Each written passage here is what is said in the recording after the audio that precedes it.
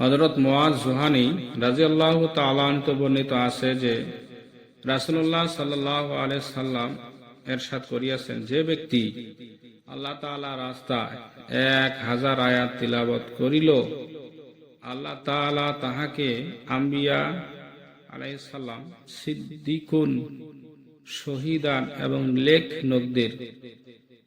নেক লোকদের জামাতভুক্ত করিয়া দিবেন। হযরত আলী রাদিয়াল্লাহু তাআলা আনহু বলেন, বদরের যুদ্ধের দিন হযরত মিকদাদ রাদিয়াল্লাহু তাআলা আনহু ব্যতীত আমাদের মধ্যে কেহ ঘোড়সওয়ার ছিলেন না।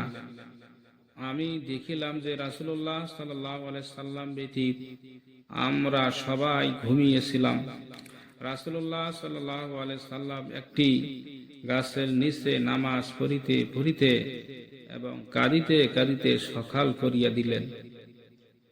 হযরত আবু সাঈদ খুদরি রাদিয়াল্লাহু তাআলা আনহু বর্ণনা করেন যে রাসূলুল্লাহ সাল্লাল্লাহু আলাইহি সাল্লাম ইরশাদ করিয়াছেন, যে ব্যক্তি আল্লাহ তাআলা রাস্তায় একদিন রোজা রাখিবে, আল্লাহ তাআলা ওই দিনের বিনিময়ে দুজখ এবং সেই ব্যক্তির মাঝে ৭০ বছরের ব্যবধান করিয়া দিবেন।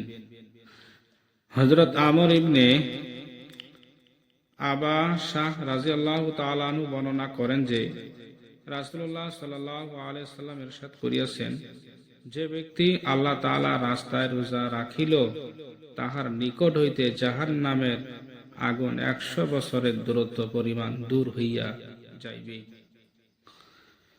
হযরত আবু উমামা বাহিনী রাদিয়াল্লাহু তাআলা আনহু বর্ণনা করেন যে নবী করিম সাল্লাল্লাহু আলাইহি সাল্লাম ইরশাদ করিয়াছেন, যে ব্যক্তি আল্লাহ তাআলা রাস্তায় একদিন রোজা রাখিল, আল্লাহ তাআলা তাহার এবং দুজখের মাঝখানে এত বিরাট খন্দক পরিমাণ ব্যবধান করিয়া দিবেন, আসমান ও জমিনের মাঝখানে দূরত্ব।